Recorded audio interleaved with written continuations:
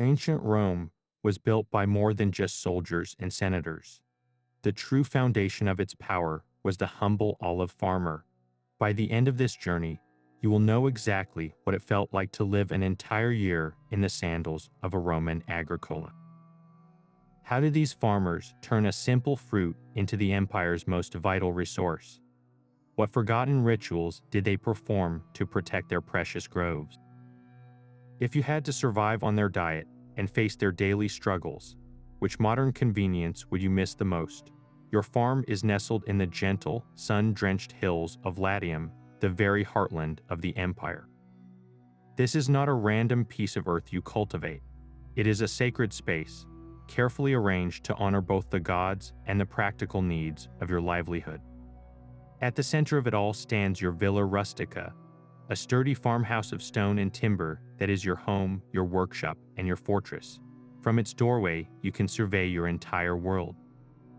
Just a short walk away lies the pressing area, dominated by the heavy stone trapedum, the machine that will transform your harvest into liquid gold. And surrounding everything are your true treasures, the vast groves of ancient olive trees.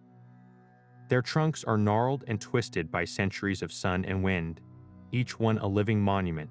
You do not see these trees as mere plants. The Romans know they are a divine gift from the goddess Minerva, a symbol of peace and wisdom. Before you prune a single branch or gather the first fallen fruit, you offer a quiet word of thanks to the genius loci, the protective spirit of this very land. You feel its presence in the rustle of the silver-green leaves and the rich scent of the soil, a constant reminder that your success depends on more than just hard work. It requires divine favor. Your home is the beating heart of your entire world. Step inside the thick stone walls of the Villa Rustica, and you step into a space built for function and endurance. The air is cool and carries the earthy scent of stored grain and old wood. This is no simple farmer's hut. It is a bustling command center for your entire livelihood. You pass through the main entrance, the vestibulum, and find yourself in the central courtyard, the atrium. This open space is the true core of the house, where sunlight filters down and your family gathers.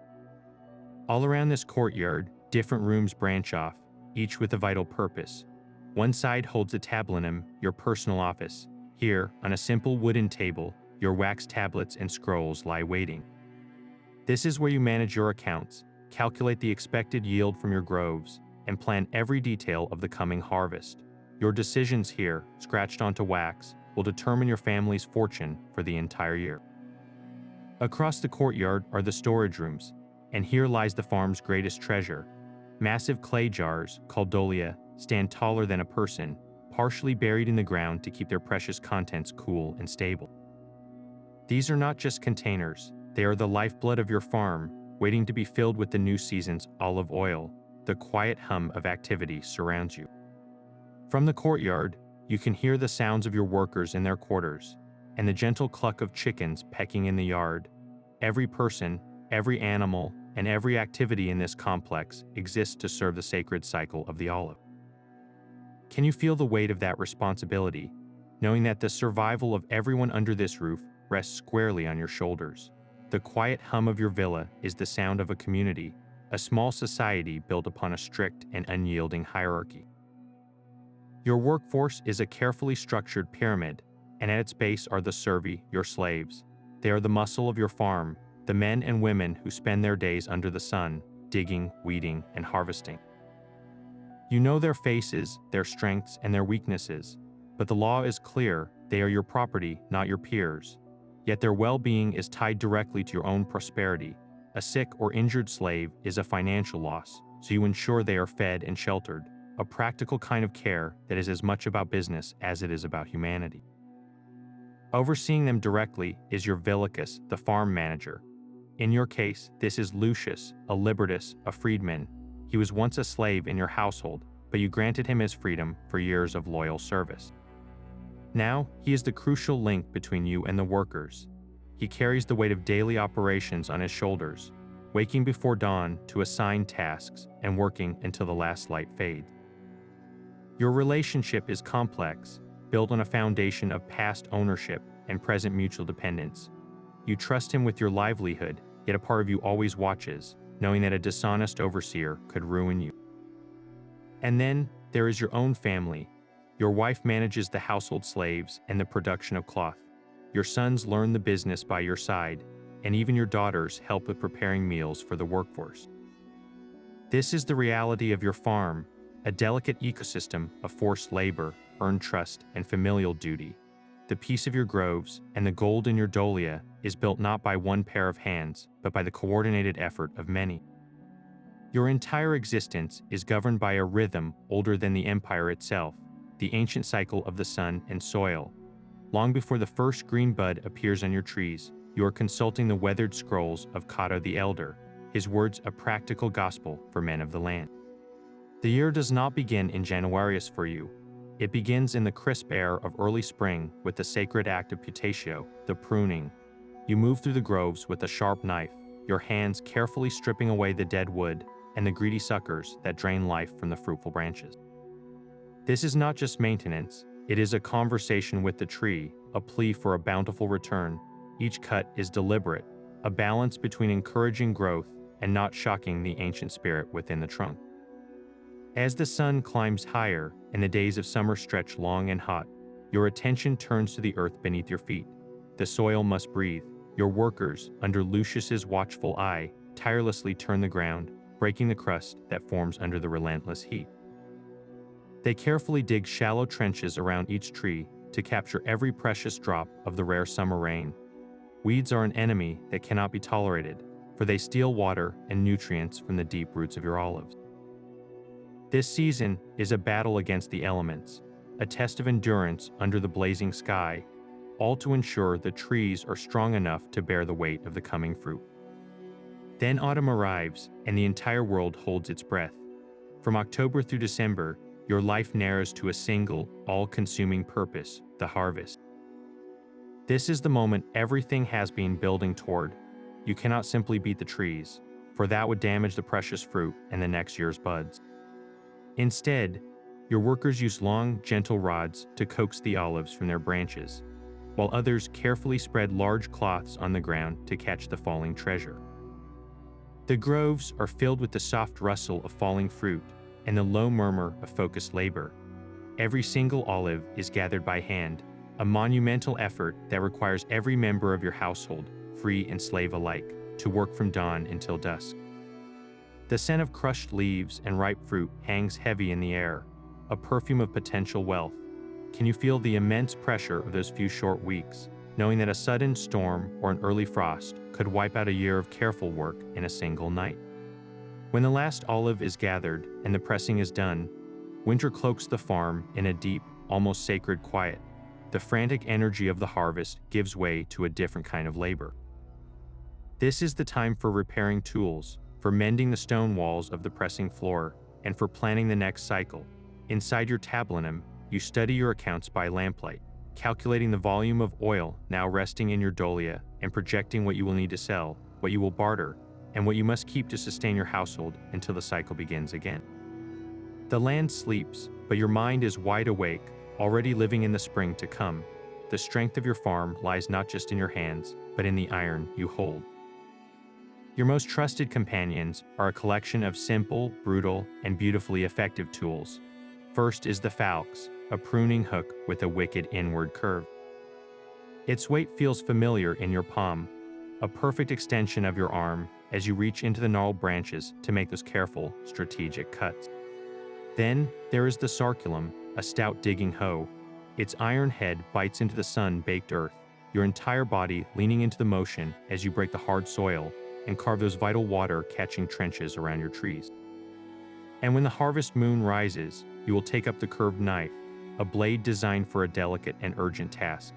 It is not for hacking, but for a swift, clean slice through the stems of olive-laden branches, a motion repeated thousands of times a day.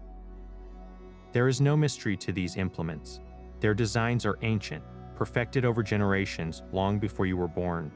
The falx you wield might have been forged by your grandfather's blacksmith, its wooden handle smoothed to a shine by his grip, and then by your father's, and now by yours. You are not just using tools, you are continuing a legacy held in iron and wood. can you feel the ghost of your ancestors in the worn handle of that sarculum, guiding your strikes into the very same earth they once turned? But the legacy of your grove is not written in seeds. If you were to plant an olive pit, the tree it sprouted would be a wild, unpredictable thing, its fruit small, bitter, and nearly worthless.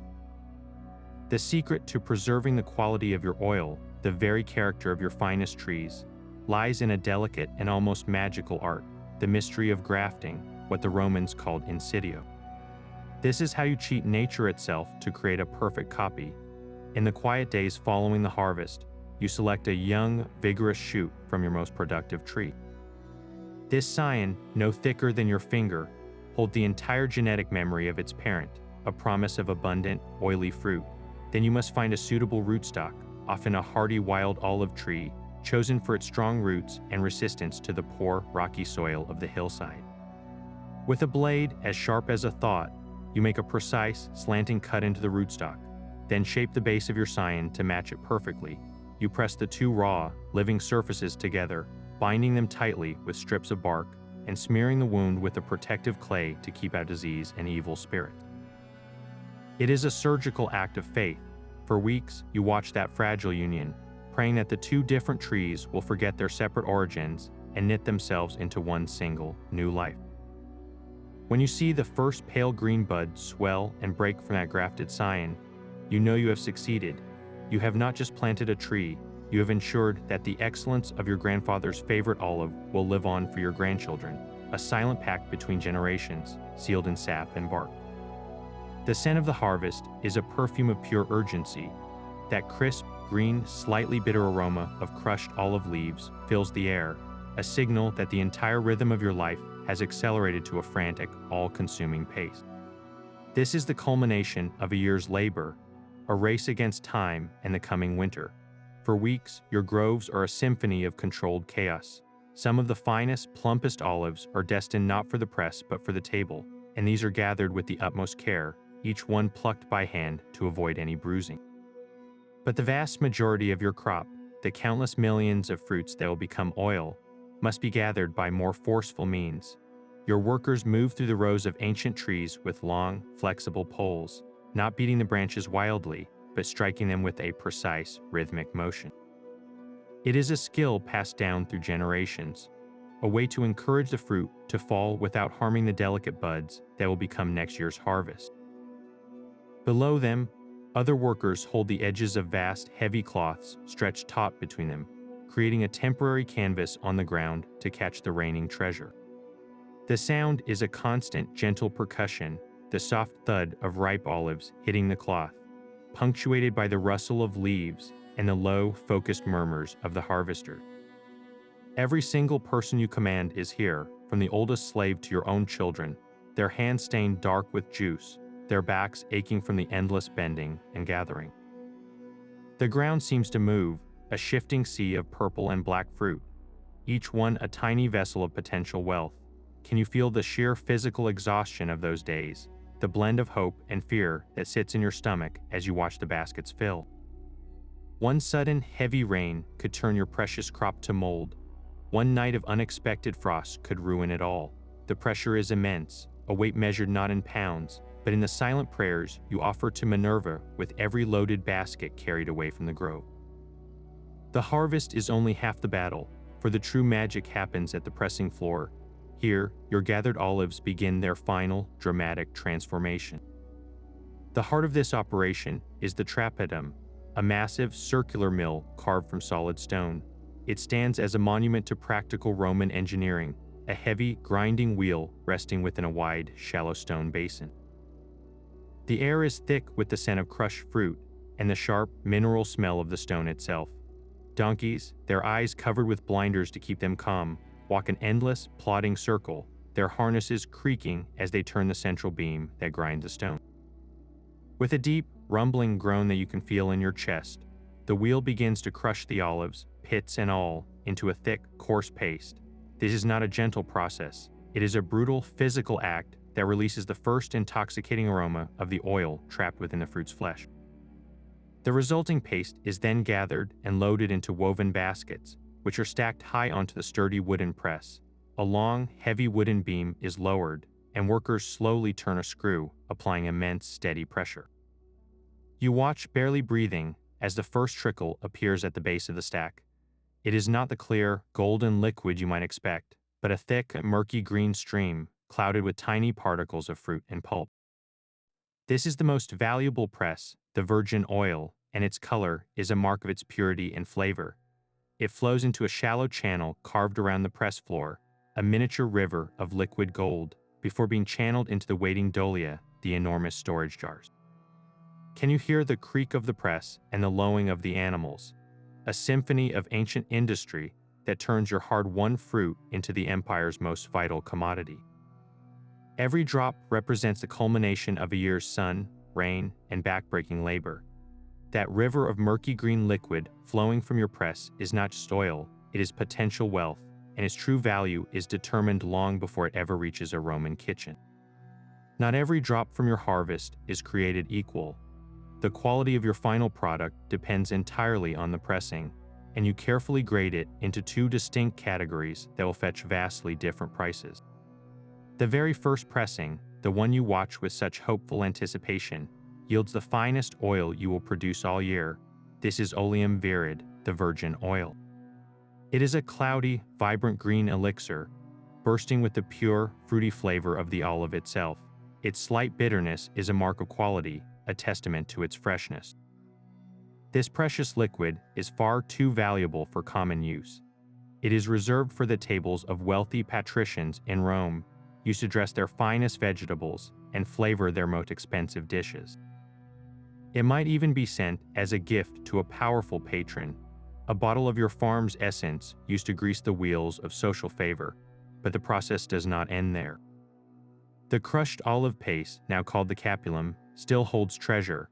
Once the initial pressing is complete, your workers gather the paste, mix it with a little hot water, and press it again. This second, and sometimes even third, pressing yields a very different substance, oleum sequens, the following oil. It is darker, cloudier, and has a much higher acidity, giving it a harsher, less refined taste. This oil is the workhorse of the Roman world. You will sell great quantities of it to the nearby town, where it fuels the lamps that light the streets and homes after dark. It finds its way into the kitchens of common citizens for everyday cooking, and might even be used as a base for perfumes or in the wool processing workshop. Your entire harvest is a study in efficiency, where even the lowest grade of oil finds a vital purpose, illuminating the night or feeding the masses, ensuring that nothing from your sacred grove goes to waste. Can you taste the difference between the oil that graces a senator's plate and the one that burns in a soldier's lamp, a difference born entirely from the relentless pressure of the stone? That river of liquid gold flowing from your press cannot be left exposed to the air or light, for both are its enemies. Your most vital task now is to protect it, and for that, you rely on the silent, colossal guardians of your farm, the dolia. These are not mere pots, they are colossal egg-shaped jars of terracotta, each one standing taller than a man, and so wide you could not wrap your arms around one. They are permanent fixtures of your villa, partially buried in the cool earth of your storage room. This burial is a stroke of genius, using the stable temperature of the ground itself to keep your oil from spoiling, protecting it from the heat of summer and the chill of winter. To look into the open mouth of a doleum is to stare into a deep, dark well, the air above it thick with the rich, grassy scent of your precious harvest. Here, the oil will rest and settle, its sediment slowly sinking to the bottom, a process of quiet maturation that can last for months. This is where your wealth truly resides, not as coins in a chest, but as a deep, green pool held safely in the earth. But this treasure is not meant to stay buried forever. When the time comes to sell, the oil must journey beyond your farm, and for this, it needs a different kind of vessel. Your workers carefully decant the clarified oil from the dolia into the sleek, elegant amphory. These tall, narrow neck jars, with their two handy handles, are designed for one purpose: motion. They are the shipping containers of the ancient world, built to be stacked securely in the dark hold of a merchant ship or loaded onto a creaking ox cart. Before the final clay lid is pressed into place over a stopper of cork and pitch, creating an airtight seal, you take one more crucial step. you press a small terracotta stamp into the soft clay of the amphora's handle. This stamp bears the unique mark of your farm, perhaps your family's name or a simple symbol like a leaf or a bird. That tiny impression is your brand, your signature, your promise of quality. It tells every merchant and every customer in Rome, in Gaul, or even in faraway Britannia exactly where this golden nectar came from. Can you see that line of amphorae, each one bearing your mark, ready to carry the essence of your sun-drenched groves out into the vast, hungry empire? Your family's mark on those amphorae is a promise of quality, but it does not fill your coin purse. The true test of your year's labor comes when you must turn that liquid gold into actual wealth. You are not a merchant who travels to the bustling markets of Rome yourself. Your place is here, on the land, so you rely on a different kind of Roman, the negotiators. These are the oil merchants, sharp-eyed men who arrive at your villa after the pressing is complete, their carts empty and ready to be filled. They walk through your storage rooms, tapping the sides of your dolia, sampling the oil from different jars with a critical slurp. They are experts, and they know the market's mood better than you ever could. The price they offer is never fixed. In a year when the harvest across all of Latium has been poor, when frost or drought has ruined many groves, the price for your good oil will be high. The merchants are desperate, and your full dolia become a source of immense power. But in a year of abundance, when every farm has a surplus, the price plummets. You are forced to accept a lower sum, knowing that if you hold out for more, another farmer will gladly sell to the merchant instead. Your entire annual income can swing wildly based on factors far beyond your control, on the weather in a distant province or the political stability of a frontier you have never seen. A rebellion in Hispania or a poor wheat harvest in Egypt can disrupt trade routes and make merchants cautious, driving down the price they are willing to pay for your oil right here in Latium. Can you feel the tension of that negotiation? The weight of an entire year's sun and sweat balanced on the shrewd calculation of a stranger's offer. For some farmers, the risk is too great. They are not independent owners like you, but tenants on the vast latifundia, the enormous estates owned by absentee aristocrats in Rome. These men are not selling their own oil, they are merely managing the harvest for a powerful patron, receiving a small portion of the profit while the vast majority flows back to the city, funding a life of luxury they will never witness. Your freedom to bargain, to succeed or fail by your own hand, is a privilege that many on the land can only dream of. The wealth flowing from your groves does not fill your own belly with delicacies. Your daily sustenance is a world away from the spiced meats and exotic fruits enjoyed by the urban elite who buy your finest oil. Your life is one of stark simplicity, and your meals reflect the relentless, practical rhythm of the farm itself. The true foundation of your diet, the food that fills your stomach day after day, is pulse. This is not a complex dish, but a thick, hearty porridge made from spelt, a hearty type of wheat. Your wife or a household slave prepares it in a large bronze pot over the hearth, stirring it for what seems like hours until it reaches a dense, sticky consistency. You eat it warm, scooped directly from a common bowl, often with nothing more than a sprinkle of salt and a generous drizzle of your own olive oil to add flavor and precious calories. This is the fuel that powers you through a day of pruning in the spring sun or digging trenches in the summer heat. Alongside the poles, you have bread. It is a coarse, dark loaf baked from the same spelt, its crust tough and its interior dense with bran. It is filling, but it lacks the fine, white texture of the pannies Candidus eaten in the city, a luxury you might taste once a year if you are lucky. Your small kitchen garden provides a vital supplement of flavor and nutrition. You rely on the onions, leeks, cabbages, and beans that your family cultivates in a small, carefully tended plot. Lentils and chickpeas, boiled into simple soups, provide essential protein, while the sharp, salty taste of your own preserved olives is a constant presence at your table. Cheese, made from the milk of your few sheep or goats, is a welcome treat, but meat, the ultimate symbol of wealth and celebration, is a profound rarity. The chickens scratching in your yard are for eggs, not the pot. A rabbit snared in the fields or a tough old rooster might be stewed for a special occasion, but a piece of pork or beef is a luxury reserved for the most important religious festivals. when the entire community gathers to sacrifice an animal to the gods and share its meat. Can you feel the profound connection between your labor and your plate?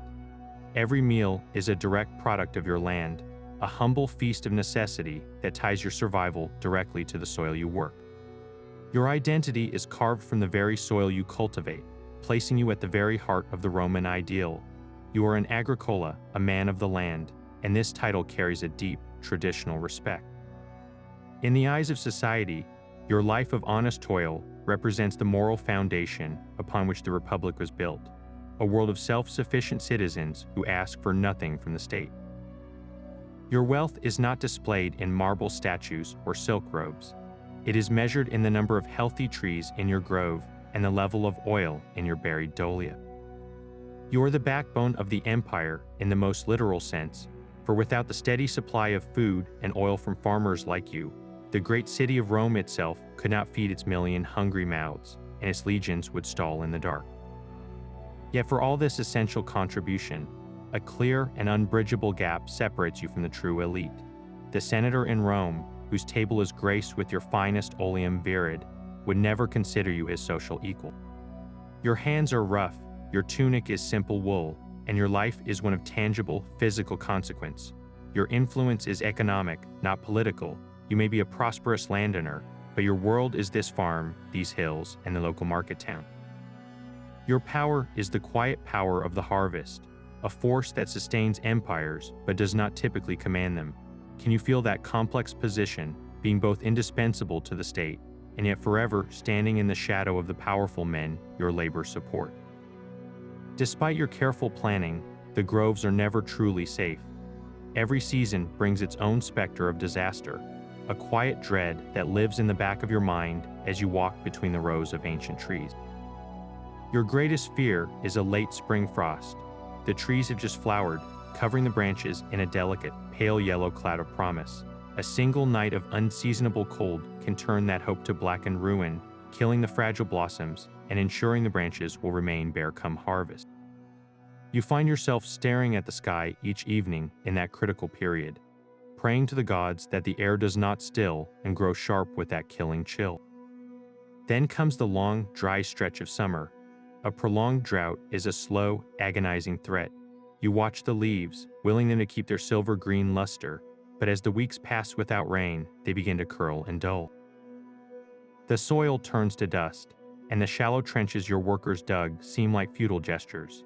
The trees are resilient, their roots deep, but even they have their limits. A season without sufficient water means the fruit will be small, hard, and yield only a fraction of the precious oil you depend on. And then there are the smaller, more insidious enemies.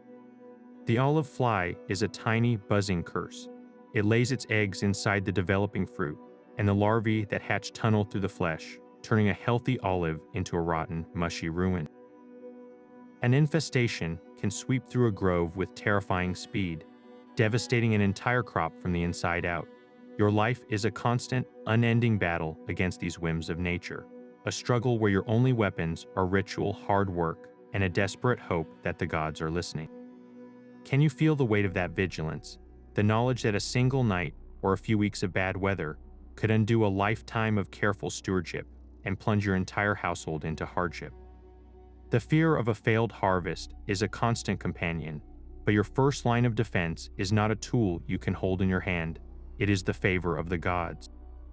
Your relationship with the divine is as practical as it is pious, a daily negotiation with powers far greater than your own. You begin each major phase of the farming year with an offering at the small stone altar that stands at the edge of your grove. For Ceres, the great goddess of the harvest, you leave a simple libation of wine and a handful of the first ripe grains from your small field of spelt. It is a gesture of thanks and a plea for her continued blessing on all that grows from the earth. But you must also appease the gods who bring ruin. In the damp days of early spring, you lead a small procession of your family and workers to a crossroads, a place sacred to Robigus, the god of wheat blight. There, you sacrifice a rust-colored dog, its color meant to mirror the destructive fungus you seek to ward off. The act is solemn, a necessary appeasement of a destructive force, turning its power away from your fields through symbolic magic. The most critical ritual, however, comes just before the harvest frenzy begins. You select a perfect, unblemished lamb from your small flock. Its white fleece is a symbol of purity, a worthy gift for the divine. With the entire household watching, you perform the sacrifice yourself, its life given in exchange for the prosperity of the grove. The scent of burning fat and herbs from the altar rises to the sky, a fragrant message carried to Minerva and the genius of your land. You watch the smoke, praying it rises straight and true, a sign that your offering has been accepted. Can you feel the profound weight of that moment, the belief that the success of your entire year, the fruit of all that sweat and planning, ultimately hinges on the whims of beings you can never truly see, only honor and hope to please? The rooster's cry is your first command of the day, pulling you from sleep long before the sun has touched the hills. You pull on your worn tunic and sandals, the cool morning air a sharp contrast to the warmth of your bed. Your first task is not to eat, but to see. You walk the quiet yard, your eyes scanning the horizon, your mind already calculating the weather's mood. A clear, pink sky promises a good day for work, but a bank of gray clouds in the west sends a ripple of anxiety through your chest. You find Lucius by the workers' quarters, and the two of you stand together in the half-light, his voice a low murmur as he outlines the day's priorities. The slaves are already stirring, their own simple breakfast of bread and poles consumed quickly before they gather their tools. You assign one team to continue digging irrigation trenches in the lower grove, another to repair a crumbling stone wall on the property's boundary, and a third to help you inspect the trees for any sign of the dreaded olive fly. There is no grand speech, only the quiet, efficient delegation of labor that sets the entire farm into motion. By mid-morning, you are deep within the heart of your grove, the sun now warm on your back. Your hand rests on the rough, gnarled bark of a tree your grandfather planted. You run your fingers over the leaves, turning them over to check their undersides, your eyes searching for the telltale pinpricks that betray the fly's invasion. This is a slow, methodical inspection, a conversation held in silence with each individual tree. You note which branches are heavy with developing fruit and which seem sparse, making mental notes for the next pruning. The sound of your workers is a steady rhythm in the background, the scrape of the sarculum against stone, and the distant thud of rocks being fitted into the wall. Your world in this moment is reduced to this single grove, its health and productivity the only thing that matters. If it is harvest season, this quiet inspection vanishes, replaced by the controlled chaos of the pressing floor. The deep rumble of the trapedum becomes the farm's heartbeat, and you move between the groves and the press, tasting the oil from the first pressing, your palate judging its quality, your mind already estimating its value. As the sun begins its slow descent, the frantic energy of the day gradually winds down. The workers return to their quarters, their bodies weary, their tools cleaned and stored. The smell of wood smoke from the hearth signals the evening meal's preparation. Your own work, however, is not yet done. You retreat to the tablinum, the wax tablets waiting. By the flickering light of an oil lamp, you review the day's progress, noting how many feet of trench were dug, how much of the wall was repaired. You calculate the rations of grain and oil distributed to the workforce, and you plan for tomorrow, assigning tasks based on what was left unfinished. This nightly accounting is as vital as the physical labor itself, for without this record, the farm's delicate economy could easily spiral into waste or shortage. Finally, you join your family by the hearth. The day's tensions ease in the warmth of the fire and the simple, shared meal of poles, bread, and a stew of lentils and cabbage. The talk is of the farm, of a new lamb born, or of news heard from a traveler on the road. Your wife mends a torn tunic, your son practices his letters on a wax tablet, and you take a moment to resharpen the blade of your falx, the rhythmic scrape of stone on metal, a soothing end to the long day.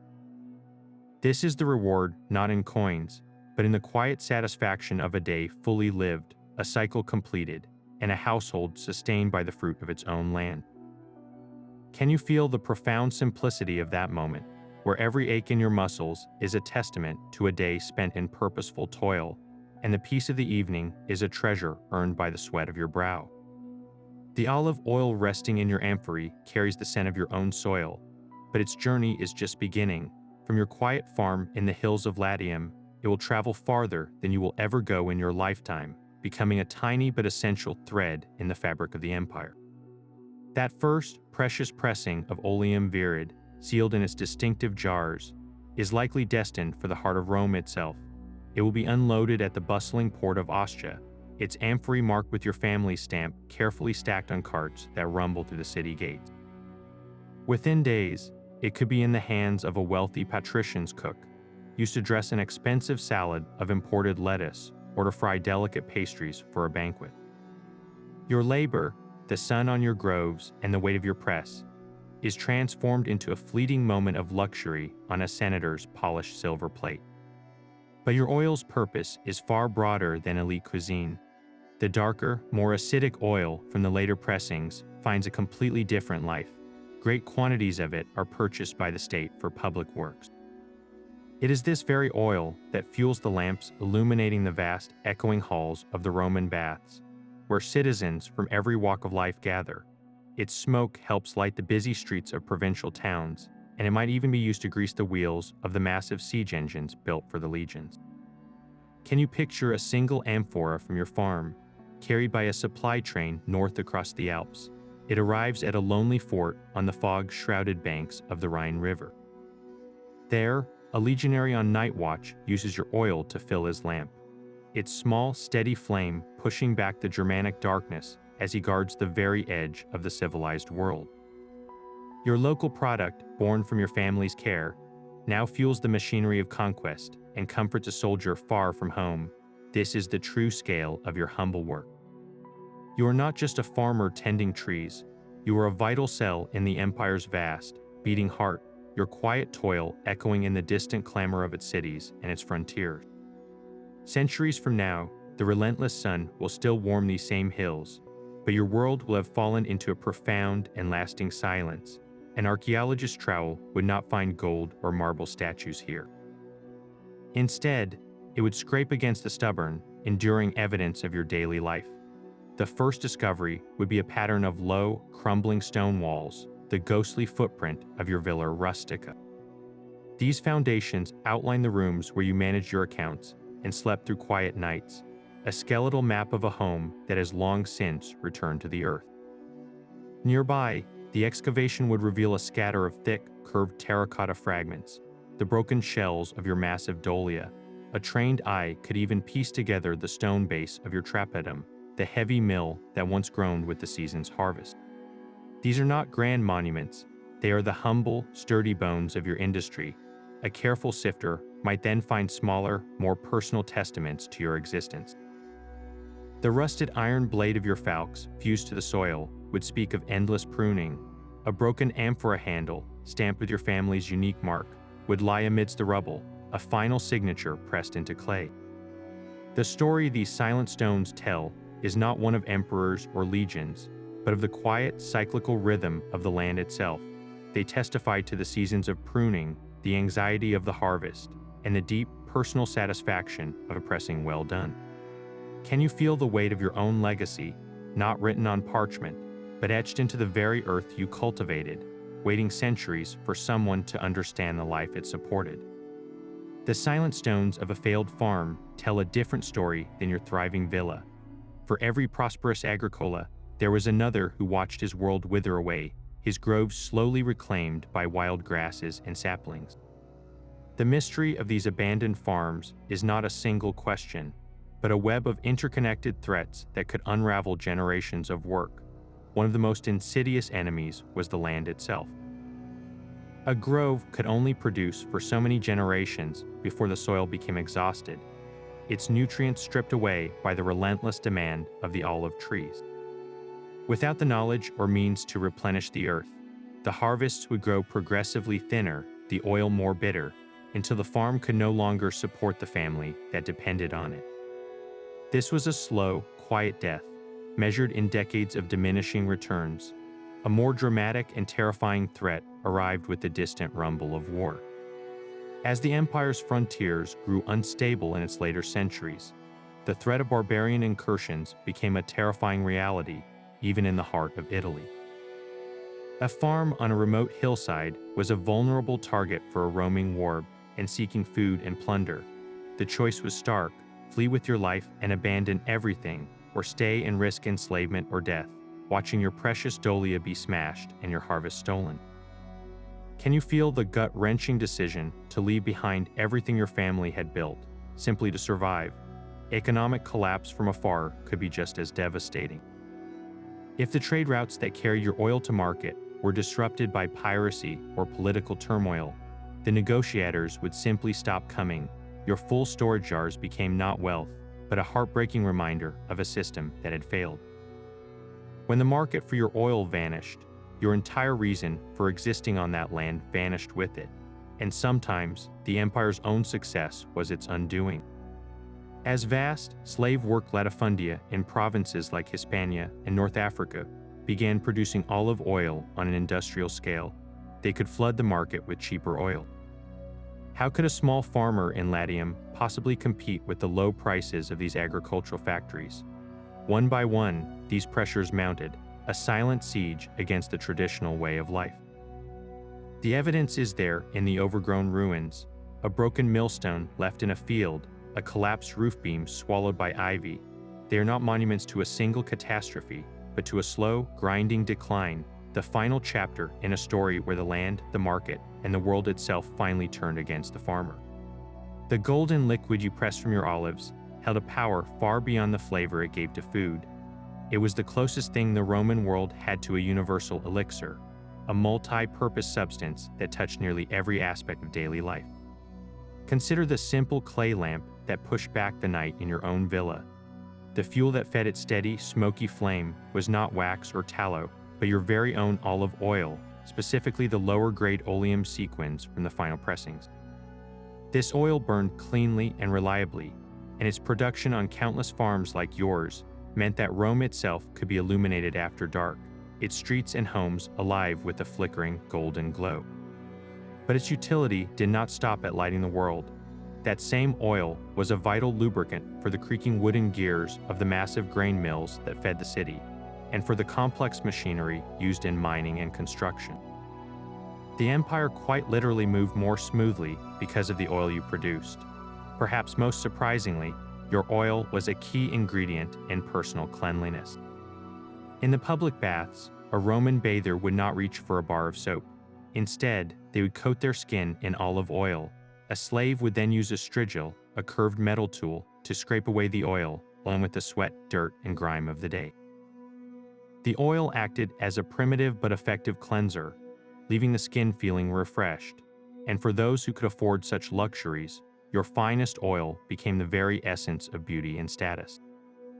Perfumers would carefully infuse the clear oil with the scents of roses, lilies, or exotic saffron, creating precious unguents that wealthy men and women would use to anoint their bodies. The same oil formed the base of cosmetics and hair pomades. Can you picture the journey of a single drop, from the flesh of your son warmed fruit to the perfumed wrist of a noblewoman in Rome, or to the scraping strigil of a soldier in a frontier fort? Your humble harvest was not just sustenance, it was light, motion, cleanliness, and luxury, all flowing from the same sacred grove. That trust you place in Lucius is the invisible pillar holding your entire farm upright. As your Villicus, he is the master of the mundane, the general of the daily grind. While you focus on the grand strategy of the harvest and your accounts, Lucius is the one who turns your plans into action. His day begins in the deep blue of pre-dawn, long before you stir from your bed. He moves through the workers' quarters, his voice a low, firm command that rouses the servi from their sleep. He knows every man's capability, assigning the strong back to the pressing floor and the careful hand to the delicate work of grafting. He carries the keys to the granary and the tool shed, controlling the very resources that keep the farm running. In your absence, his word is law.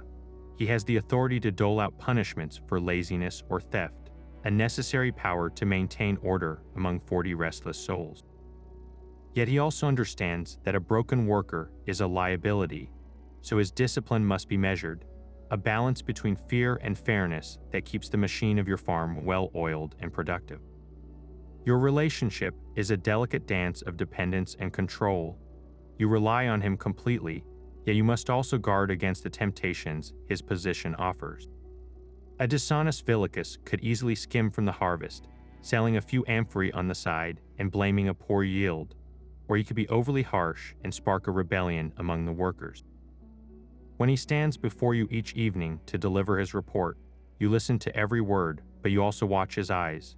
You look for the slight hesitation, the unnecessary detail, any sign that the trust you have invested so completely might be misplaced. Can you feel the immense weight of delegating so much power, knowing that the man you empowered could just as easily become the greatest threat to your livelihood? Your wife moves through the villa with a quiet authority that matches your own in the groves. As the matrona, her domain is the household, a world of its own with a rhythm dictated by the sun and the seasons. While you consult Cato's scrolls on pruning, she is the master of the granary, the keeper of the kitchen, and the unofficial minister of the farm's internal economy. Her hands are rarely still. She supervises the household slaves in grinding grain for the daily pulls, directs the preservation of vegetables from the kitchen garden for the lean winter months, and oversees the endless spinning and weaving of wool into the rough, serviceable tunics worn by everyone on the property. But her influence extends beyond the loom and the hearth. It is often her careful hand that maintains the farm's secondary accounts on wax tablets, tracking the consumption of oil, wine, and grain with a sharp eye for waste. She knows precisely how many jars of lentils remain and how long the salted meat will last. Her quiet calculations ensuring the delicate balance between the household's needs and the farm's output never tips into crisis.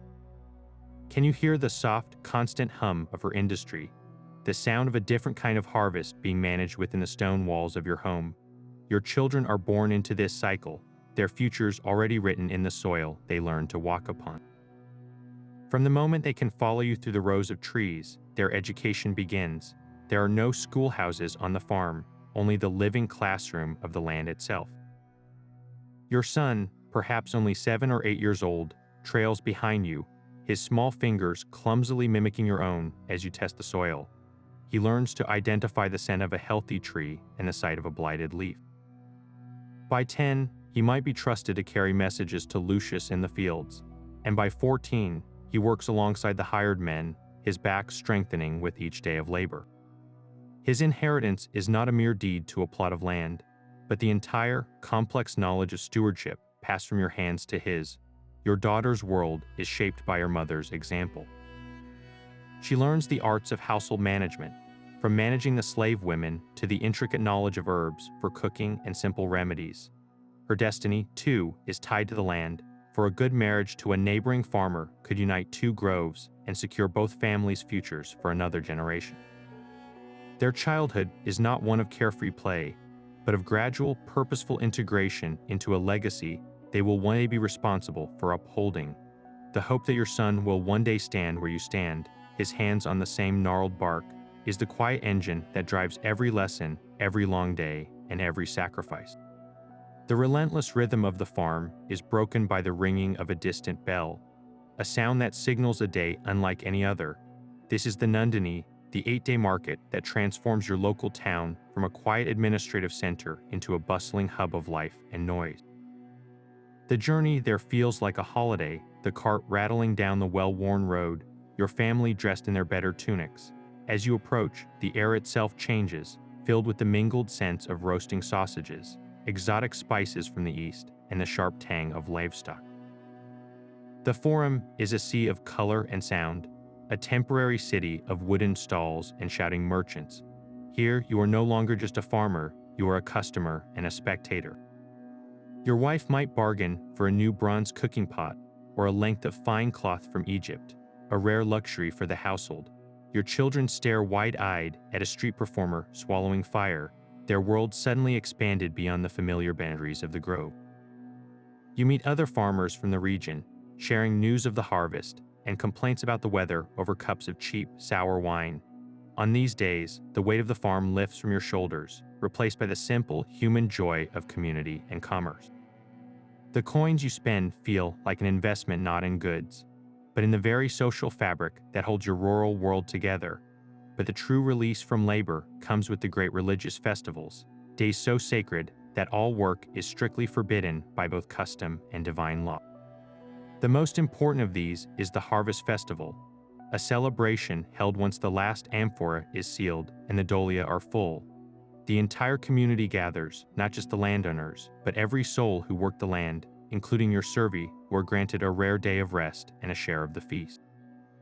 At the center of it all is a solemn sacrifice to Ceres and Minerva, a public offering of thanks for the bounty they have provided. The scent of the sacrificed animal roasting over a great public fire is intoxicating. For one glorious day, the social hierarchy softens. You share a meal with your neighbors, your villicus, and even the workers who normally address you with bowed heads. There is music from flutes and tambourines, and perhaps even rustic games or races. Can you taste the freedom in that shared feast, the profound relief of a cycle completed, and a community united in gratitude? These are not mere holidays. They are essential pillars of your existence, sacred pauses that mend the spirit and remind you that your life is about more than just the fruit of the olive, but also the fruit of human connection. So the life you have just lived was one of relentless toil, a deep and unbreakable bond with the land, and a quiet, profound dignity. Your success was never measured in fame or political power, but in the steady rhythm of the seasons and the satisfying weight of a full storage jar. You were the engine of the ancient world, a humble cog in a vast machine whose very survival depended on the fruit of your labor. The empire's light, its cleanliness, its military might, and its most luxurious pleasures all flowed directly from the sweat of your brow and the strength of your back. Your legacy is not carved in marble, but is instead pressed into the very soil of Italy, its contours and groves still shaped by the hands of farmers like you. The golden oil you produced was more than a commodity. It was the lifeblood of civilization itself. Now we must leave this world behind and return to our own. But as you sit in your modern home, surrounded by conveniences they could never have dreamed of, ask yourself this final question. Would you truly trade the comfort and ease of your life for the raw, elemental satisfaction of that ancient existence? Would you exchange your screen for a pruning hook, your commute for the scent of a blossoming grove, and the noise of the city for the sacred silence of a farm at dusk? The answer tells you something profound about what we have gained and what we have forever lost. Let us know your thoughts in the comments, and be sure to subscribe for more journeys into the mysteries of the ancient world.